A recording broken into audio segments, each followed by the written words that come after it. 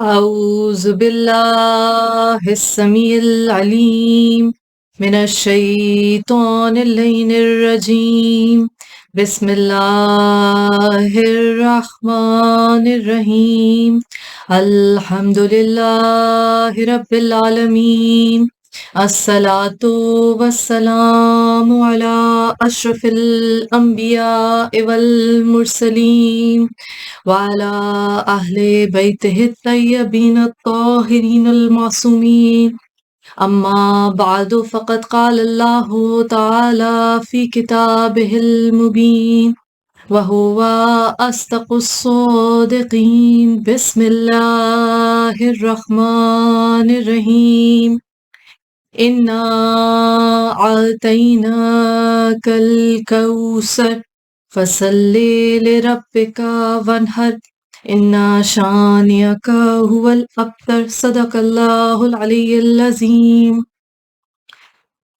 عزیزان گرامی، پچھلی کچھ نشستوں میں ہم نے نہج البلاغہ کے خطبات منوعاً آپ کی سماعتوں کی، آپ کے اذہان کے، آپ کے قلوب کے نظر کیے، اور مقصد یہ ہے کہ ان الفاظ میں سے، ان حکمت اور علم کے ذخیروں میں سے کچھ موتی ہم بھی چن لیں۔ آج خطبہ نمبر 31 سے آغاز کرتے ہیں۔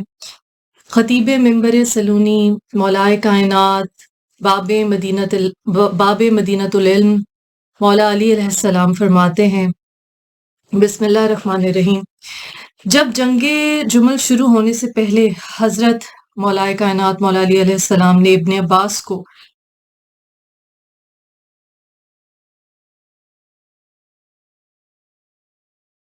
کائنات مولا علی علیہ السلام خطیب منبر سلونی باب مدینۃ العلم امیر المومنین امام المتقین مولا علی علیہ السلام فرماتے ہیں، طلحہ سے ملاقات نہ کرنا، اگر تم سے ملے تو تم اس کو ایک ایسا سرکش بیل پاؤ گے جس کے سینگ کانوں کی طرف مڑے ہوئے ہوں، وہ منہ زور سواری پر سوار ہوتا ہے اور پھر یہ کہتا ہے کہ یہ رام کی ہوئی سواری ہے، بلکہ تم زبیر سے ملنا اس لیے کہ وہ نرم طبیعت ہے، اور اس سے یہ کہنا کہ تمہارے ماموزاد بھائی نے کہا ہے کہ تم حجاز میں تو مجھ سے جان پہچان رکھتے تھے اور یہاں عراق میں آ کر بالکل اجنبی بن گئے، آخر اس تبدیلی کا کیا سبب ہے؟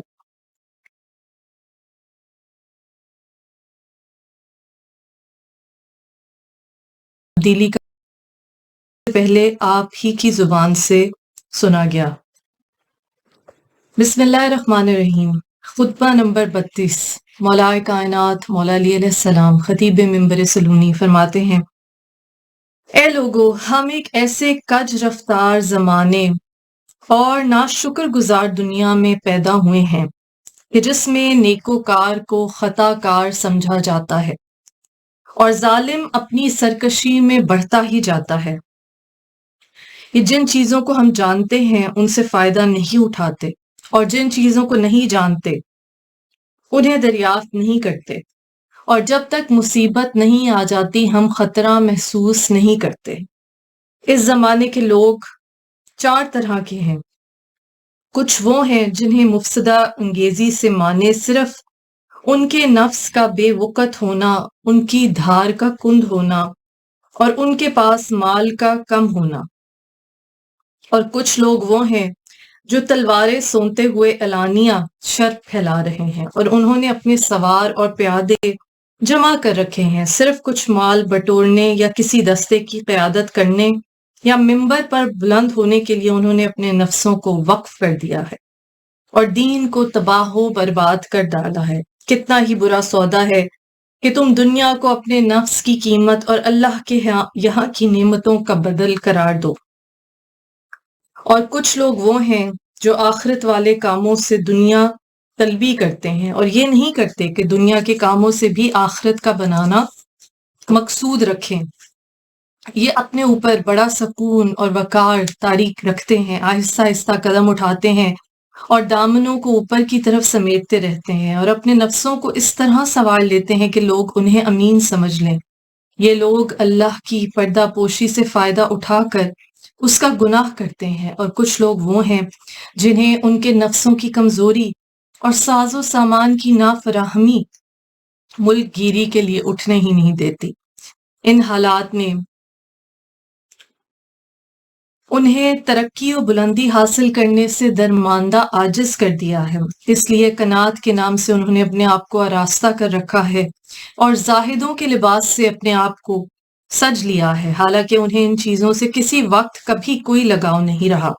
اس کے بعد تھوڑے سے وہ لوگ رہ گئے جن کی آنکھیں آخرت کی یاد اور حشر کے خوف سے جھکی ہوئی ہیں اور ان سے آنسو روا رہتے ہیں۔ ان میں سے کچھ تو وہ ہیں جو دنیا والوں سے الگ تھلگ تنہائی میں پڑے ہیں، اور کچھ خوف و ہراس کے عالم میں ذلتیں سہ رہے ہیں، اور بعض نے اس طرح چپ سادھ لی ہے کہ گویا ان کے منہ باندھ دیے گئے ہیں۔ کچھ خلوص سے دعائیں مانگ رہے ہیں، کچھ غم زدہ اور درد رسیدہ ہیں جنہیں خوف نے گمنامی کے گوشے میں بٹھا دیا ہے اور خستگی و درماندگی ان پر چھائی ہوئی ہے۔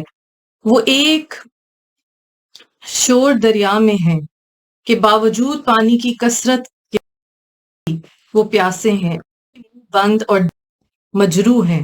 انہوں نے لوگوں کو اتنا سمجھایا بجھایا کہ وہ اکتا گئے، اور اتنا ان پر جبر کیا گیا کہ وہ بالکل دب گئے، اور انہیں قتل کیے گئے کہ ان میں اور اتنے قتل کیے گئے کہ ان میں نمایاں کمی ہو گئی۔ اس دنیا کو تمہاری نظروں میں کیکر کے چھلکوں اور ان کے ریزوں سے زیادہ حقیر و پست ہونا چاہیے، اور اپنے قبل کے لوگوں سے تم عبرت حاصل کر لو، اس کے قبل کے تمہارے حالات سے بعد والے عبرت حاصل کریں، اور اس دنیا کی برائی محسوس کرتے ہوئے اس سے قطع تعلق کرو، اس لیے کہ اس نے آخر میں ایسوں سے قطع تعلق کر لیا جو تم سے زیادہ اس کے دل دادا اور شیدا تھے۔ سید رضی فرماتے ہیں کہ بعض لوگوں نے اپنی لا علمی کے بنا پر اس خطبے کو معاویہ کی طرف منسوب کیا ہے، حالانکہ یہ امیر المومنین علیہ السلام کا کلام ہے جس میں کسی شک و شبے کی گنجائش نہیں۔ بھلا سونے کو مٹی سے کیا نسبت، اور شیریں پانی کو شور پانی سے کیا ربط؟ چنانچہ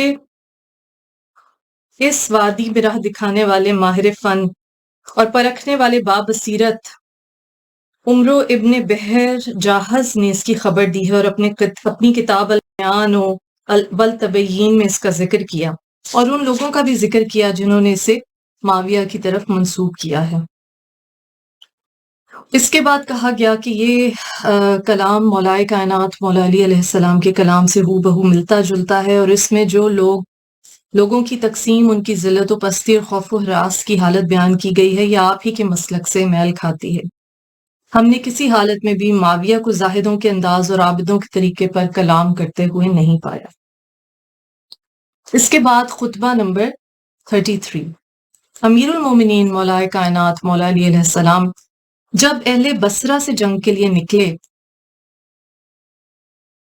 کہ میں مقام ذیقار میں حضرت کی خدمت میں حاضر ہوا تو دیکھا کہ آپ علیہ السلام اپنا جوتا ٹانک رہے ہیں۔ مجھے دیکھ کر فرمایا، اے ابن عباس، اس جوتے کی قیمت کیا ہوگی؟ میں نے کہا، اب تو اس کی کچھ بھی قیمت نہ ہوگی۔ تو آپ نے فرمایا، اگر میرے پیش نظر حق کا قیام اور باطل کا مٹانا نہ ہو تو تم لوگوں پر حکومت کرنے سے یہ جوتا مجھے کہیں زیادہ عزیز ہے۔ پھر آپ باہر تشریف لائے اور لوگوں میں یہ خطبہ دیا۔ بسم اللہ الرحمن الرحیم۔ اللہ نے محمد مصطفیٰ صلی اللہ علیہ وآلہ وسلم کو اس وقت بھیجا کہ جب عربوں میں نہ کوئی کتاب آسمانی کا پڑھنے والا تھا، نہ کوئی نبوت کا دعوے دار۔ آپ نے ان لوگوں کو ان کے صحیح مقام پر اتارا اور نجات کی منزل تک پہنچا دیا، یہاں تک کہ ان کے سارے خم جاتے رہے اور حالات محکم و استوار ہو گئے۔ خدا کی قسم، میں بھی ان لوگوں میں تھا جو اس صورتحال میں انقلاب پیدا کر رہے تھے، یہاں تک کہ انقلاب مکمل ہو گیا۔ میں نے اس کام میں نہ کمزوری دکھائی نہ بزدلی سے کام لیا، اور اب بھی میرا اقدام ویسے ہی مقصد کے لیے ہے تو صحیح جو میں باطل کو چیر کر حق کو اس کے پہلو سے نکال لوں۔ مجھے قریش سے وجہ نزا ہی اور کیا ہے، مجھے قریش سے وجہ نزا ہی اور کیا ہے۔ خدا کی قسم، میں نے تو ان سے جنگ کی جبکہ وہ کافر تھے، اور اب بھی جنگ کروں گا جبکہ وہ باطل کے ورغلانے میں آ چکے ہیں، اور جس شان سے میں کل ان کا مد مقابل رہ چکا ہوں ویسا ہی آج ثابت ہوں گا۔ خطبہ نمبر 30۔ بسم اللہ الرحمن الرحیم۔ لوگوں کو اہل شام سے آمادہ جنگ کرنے کے لیے مولائے کائنات مولا علی علیہ السلام نے فرمایا حیف ہے تم پر، میں تو تمہیں ملامت کرتے کرتے بھی اکتا گیا ہوں۔ کیا تمہیں آخرت کے بدلے دنیاوی زندگی اور عزت کے بدلے ذلت ہی گوارا ہے؟ جب تمہیں دشمنوں سے لڑنے کے لیے بلاتا ہوں تو تمہاری آنکھیں اس طرح گھومنے لگ جاتی ہیں کہ گویا تم موت کے گرداب میں ہو اور جان کنی کی غفلت اور مدہوشی تم پر طاری ہے۔ میری باتیں جیسے تمہاری سمجھ ہی میں نہیں آتی تو تم ششدر رہ جاتے ہو۔ معلوم ہوتا ہے جیسے تمہارے دل و دماغ پر دیوانگی کا اثر ہے کہ تم کچھ عقل سے کام نہیں لے سکتے۔ تم ہمیشہ کے لیے مجھ سے اپنا اعتماد کھو چکے ہو۔ نہ تم کوئی قوی سہارا ہو کہ تم پر بھروسہ کر کے دشمنوں کی طرف رخ کیا جائے، اور نہ تم عزت و کامرانی کے وسیلے ہو کہ تمہاری ضرورت محسوس ہو۔ تمہاری مثال تو ان اونٹوں کی سی ہے جن کے چرواہے گم ہو گئے ہوں۔ اگر انہیں ایک طرف سے سمیٹا جائے تو دوسری طرف سے تتر بتر ہو جائیں گے۔ خدا کی قسم، تم جنگ کے شعلے بھڑکانے کے لیے بہت برے ثابت ہوئے ہو۔ تمہارے خلاف سب تدبیریں ہوا کرتی ہیں اور تم دشمن کے خلاف کوئی تدبیر نہیں کرتے۔ تمہارے شہروں کے حدود دن بدن کم ہوتے جا رہے ہیں مگر تمہیں غصہ نہیں آتا۔ وہ تمہاری طرف سے کبھی غافل نہیں ہوتے اور تم ہو کہ غفلت میں سب کچھ بھولے ہوئے ہو۔ خدا کی قسم، ایک دوسرے پر ٹالنے والے باراہی کرتے ہیں۔ خدا کی قسم، میں تمہارے متعلق یہی گمان رکھتا ہوں کہ اگر جنگ زور پکڑے اور موت کی گرم بازاری ہو تو تم ابن ابی طالب علیہ السلام سے اس طرح کٹ جاؤ گے جس طرح بدن سے سر، کہ دوبارہ پلٹنا ممکن ہی نہ ہو۔ جو شخص کے اپنے دشمن کو اس طرح اپنے پر قابو دے دے کہ وہ اس کی ہڈیوں سے گوشت تک اتار ڈالے اور ہڈیوں کو توڑ دے اور کھال کو پارا پارا کر دے، تو اس کو عجز انتہا تک پہنچا ہوا ہے، اور سینے کی پسلیوں میں گھرا ہوا دل کمزور و تو اس کا عجز انتہا کو پہنچا ہوا ہے، اور سینے کی پسلیوں میں گھرا ہوا دل کمزور اور ناتواں ہے۔ اگر تم ایسا ہونا چاہتے ہو تو ہوا کرو، لیکن میں تو ایسا اس وقت تک نہ ہونے دوں گا جب تک مقام مشارف کی تیز دھار تلواریں چلا نہ لوں کہ جس کے سر کی ہڈیوں کے پرخچے اڑ جائیں اور بازو اور قدم کٹ کٹ کر گرنے لگیں۔ اس کے بعد جو اللہ چاہے وہ کرے۔ اے لوگو، ایک تو میرا تم پر حق ہے اور ایک تمہارا مجھ پر حق ہے کہ میں تمہاری خیر خواہی پیش نظر رکھوں اور بیت المال سے تمہیں پورا پورا حصہ دوں، اور تمہیں تعلیم دوں کہ تم جاہل نہ رہو، اور اس طرح تمہیں تہذیب سکھاؤں جس پر تم عمل کرو۔ اور میرا تم پر یہ حق ہے کہ بیت کی ذمہ داریوں کو پورا کرو اور سامنے اور پس پشت میں خیر خواہی کرو۔ جب بلاؤں تو میری صدا پر لبیک کہو، اور جب کوئی حکم دوں تو اس کی تعمیل کرو۔ خطبہ نمبر 35 بسم اللہ الرحمن الرحیم۔ دہر حالت میں اللہ کے لیے حمد و ثنا ہے، گو زمانہ ہمارے لیے جانکا مصیبتیں، اور تصحیح کرتی ہوں، بسم اللہ الرحمن الرحیم۔ ہر حالت میں اللہ کے لیے حمد و ثنا ہے، گو زمانہ ہمارے لیے جانکا مصیبتیں اور صبر آزما حادثے لے آیا ہے۔ میں گواہی دیتا ہوں کہ اس کے سوا کوئی معبود نہیں، وہ یکتا و لا شریک ہے، اس کے ساتھ کوئی دوسرا خدا نہیں، اور محمد مصطفیٰ صلی اللہ علیہ وآلہ وسلم اس کے عبد اور رسول صلی اللہ علیہ وآلہ وسلم ہیں۔ تمہیں معلوم ہونا چاہیے کہ مہربان، باخبر اور تجربے کار ناصح کی مخالفت کا ثمرہ حسرت و ندامت ہوتا ہے۔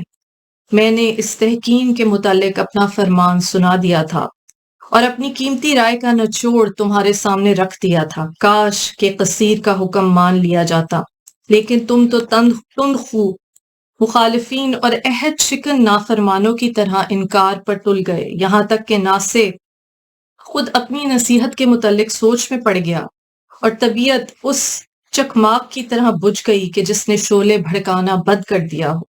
میری اور تمہاری حالت شاعر بنی حوازن کے اس قول کے مطابق ہے۔ میں نے مقام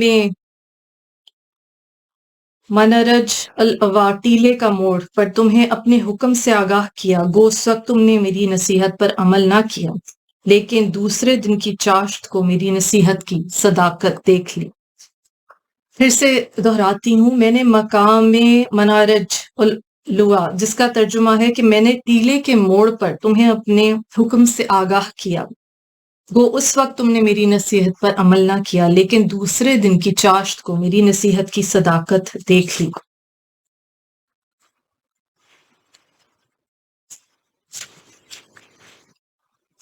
خطبہ نمبر 36، خطبہ نمبر 36۔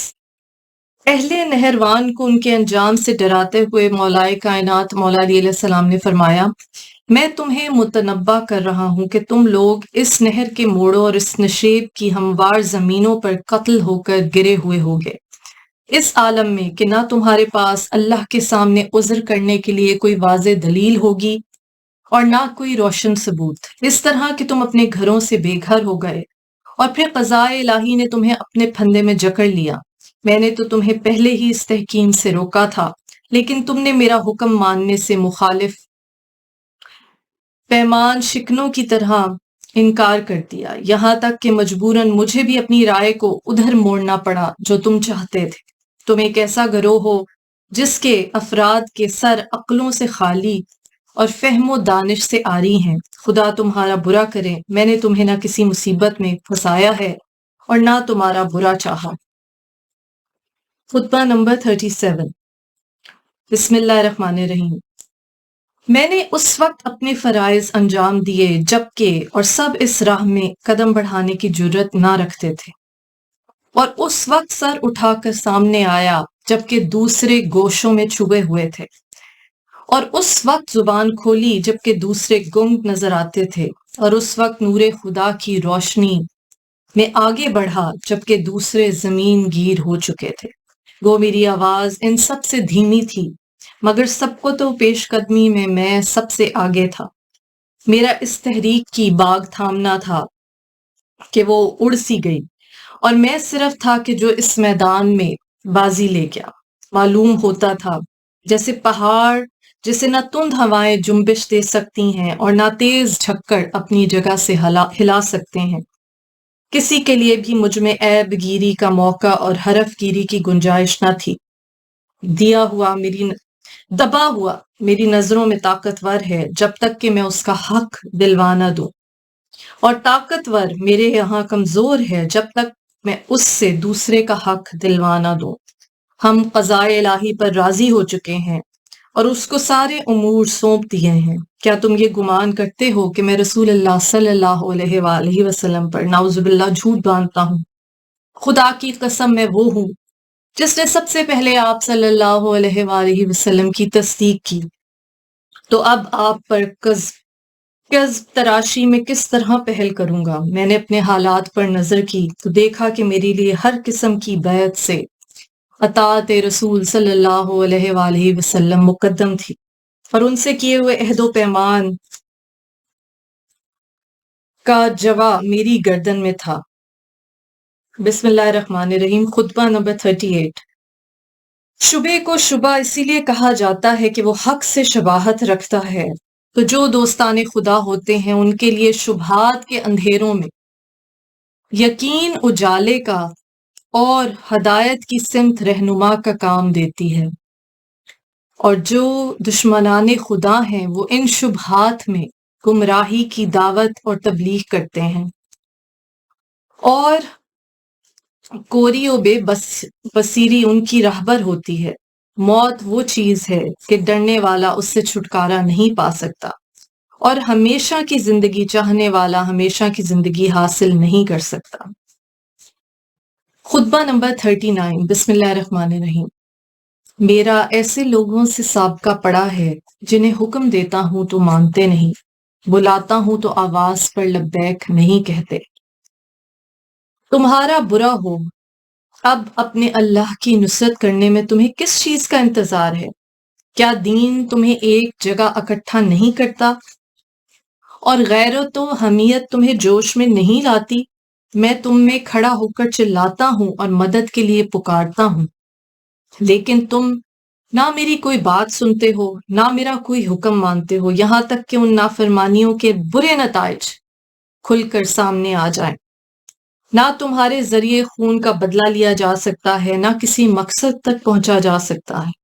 میں نے تم کو تمہارے ہی بھائیوں کی مدد کے لیے پکارا تھا، مگر تم اس اونٹ کی طرح بلبلانے لگے جس کی ناف میں درد ہو رہا ہو، اور اس لاغر کمزور شتر کی طرح ڈھیلے پڑ گئے جس کی پیٹھ زخمی ہو۔ میرے پاس تم لوگوں کی ایک چھوٹی سی متزلزل کمزور فوج آئی ہے اس عالم میں کہ گویا اسے اس کی نظروں کے سامنے موت کی طرف دھکیلا جا رہا ہے۔ بسم اللہ الرحمن الرحیم۔ خطبہ نمبر 40۔ جب آپ نے خوارج کا قول لا حکم الا اللہ یعنی حکم اللہ ہی کے لیے مخصوص ہے تو سنا، یہ جملہ تو صحیح ہے مگر جو مطلب وہ لیتے ہیں وہ غلط ہے۔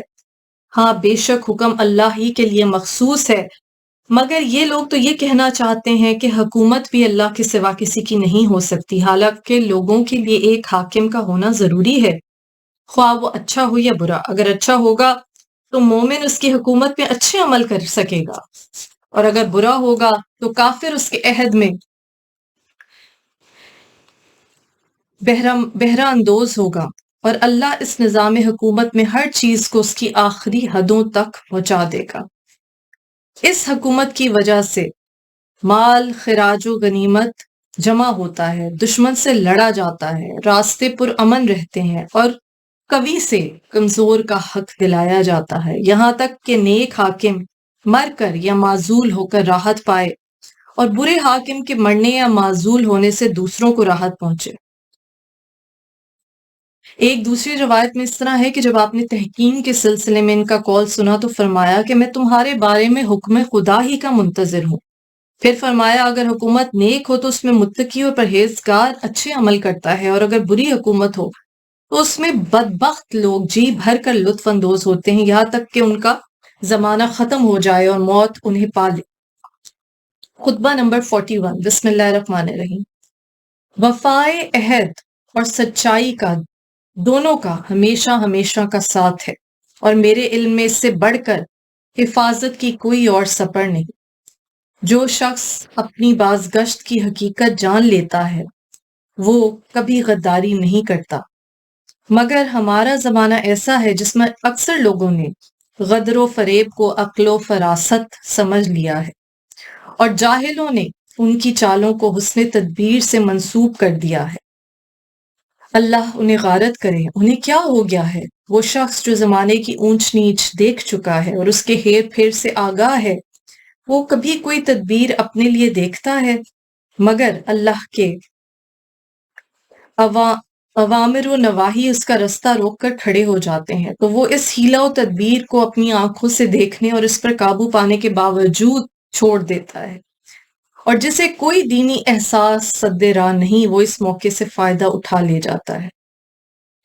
خطبہ نمبر 42۔ بسم اللہ الرحمن الرحیم۔ اے لوگو، مجھے تمہارے بارے میں سب سے زیادہ دو باتوں کا ڈر ہے، ایک خواہشوں کی پیروی اور دوسری امیدوں کا پھیلاؤ۔ خواہشوں کی پیروی وہ چیز ہے جو حق سے روک دیتی ہے، اور امیدوں کا پھیلاؤ آخرت کو بھلا دیتا ہے۔ تمہیں معلوم ہونا چاہیے کہ دنیا تیزی سے جا رہی ہے اور اس میں سے کچھ باقی نہیں رہ گیا ہے، مگر اتنا ہے کہ جیسے کوئی انڈیلنے والا برتن کو انڈیلے تو اس میں کچھ تری باقی رہ جاتی ہے، اور آخرت ادھر کا رخ لیے ہوئے آ رہی ہے، اور دنیا و آخرت ہر ایک والے خاص آدمی ہوتے ہیں، تو تم فرزند آخرت بنو اور ابن دنیا نہ بنو، اس لیے کہ ہر بیٹا روز قیامت اپنی ماں سے منسلک ہوگا۔ آج عمل کا دن ہے اور حساب کا نہیں، اور کل حساب کا دن ہوگا، عمل نہ ہو سکے گا۔ بسم اللہ الرحمن الرحیم۔ خطبہ نمبر 43۔ جب امیر المومنین مولائے کائنات مولا علی علیہ السلام نے جریر ابن عبداللہ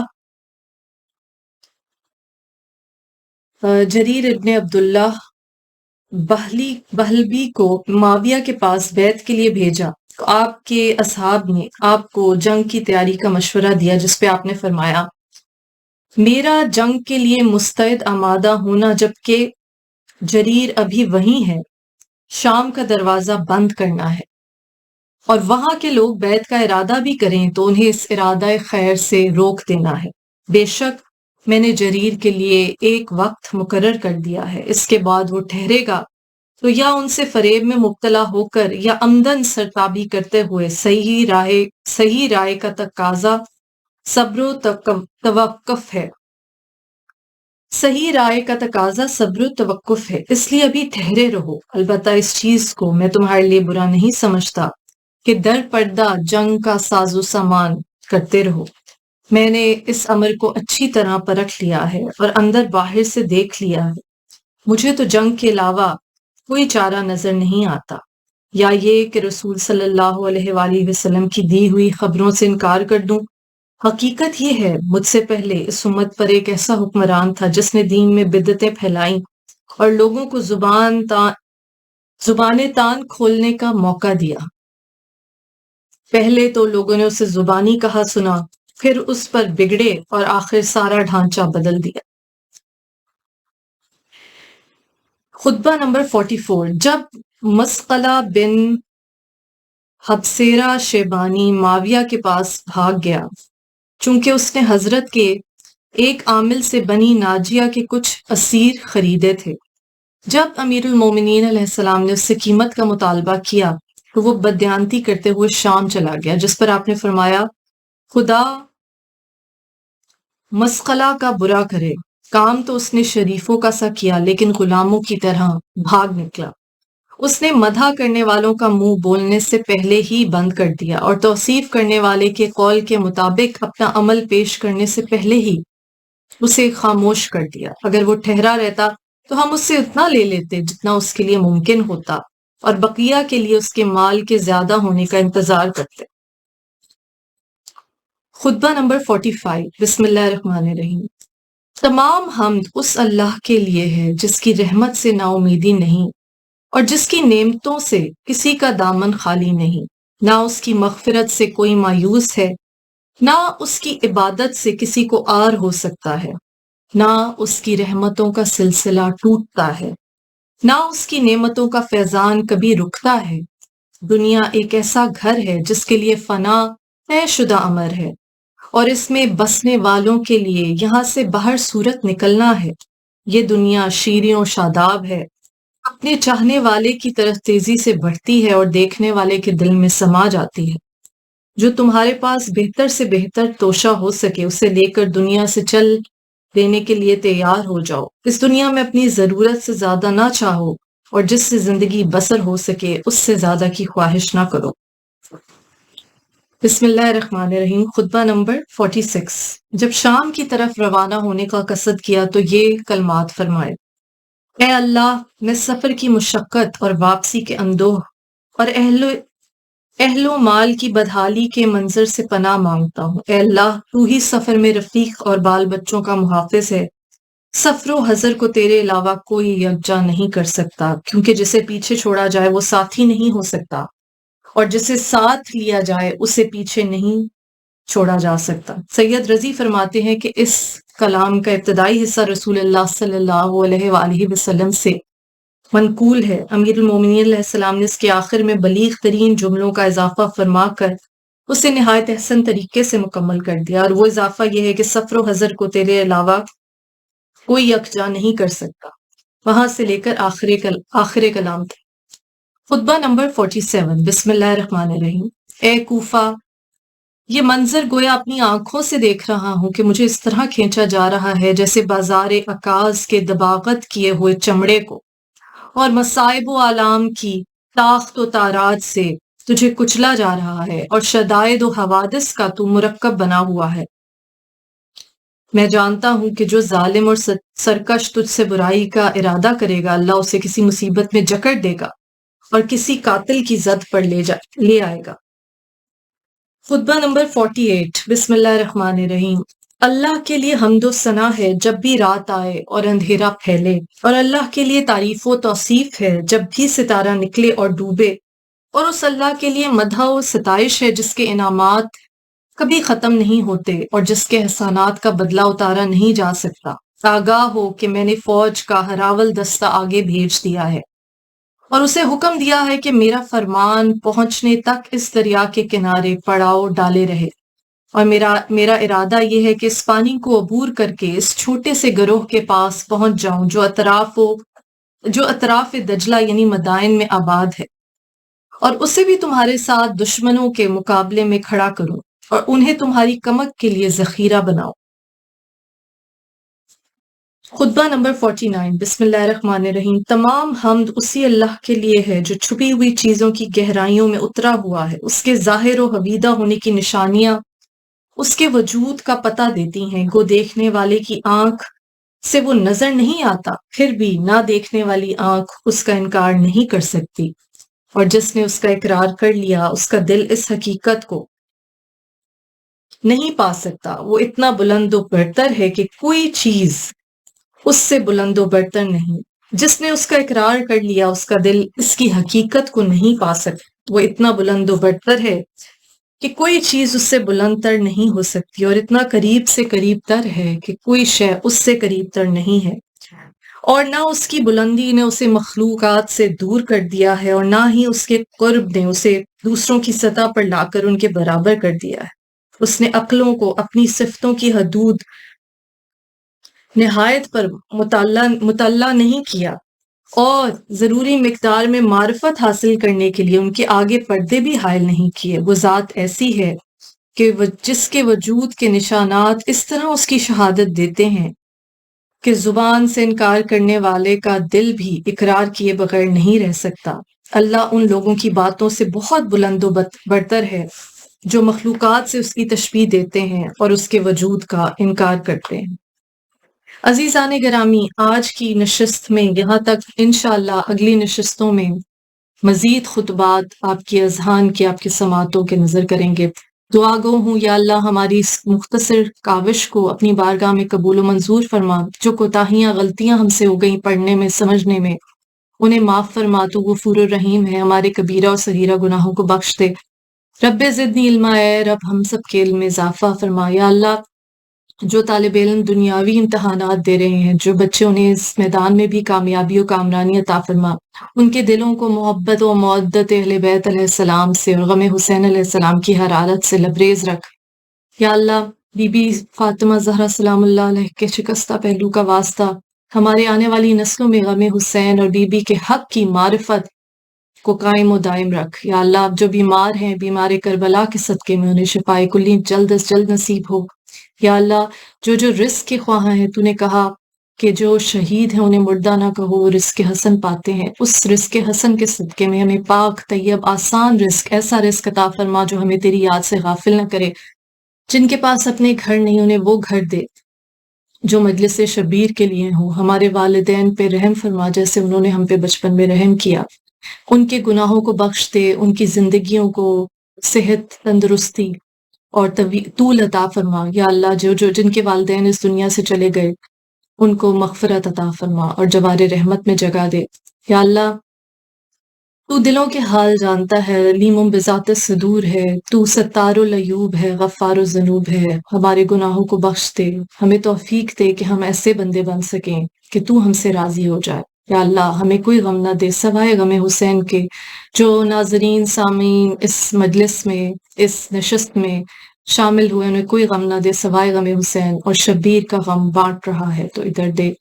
لعنت اللہ علی قوم الظالمین۔ اللہم صلی علی محمد وآل محمد وعجل فرجہ۔